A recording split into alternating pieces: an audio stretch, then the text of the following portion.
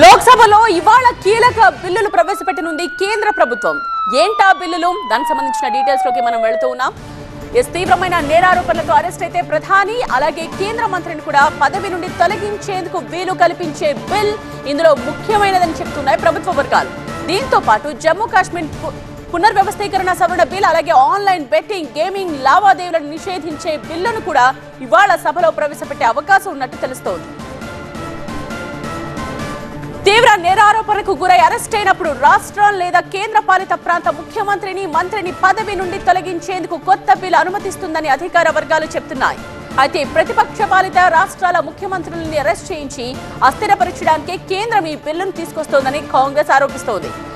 ఇక online gaming ను నేరంగా పరిగణిస్తూ రూపొందించిన ఆన్లైన్ గేమింగ్ బిల్లును కూడా కేంద్ర కేబినెట్ నిన్ననే ఆమోదించింది.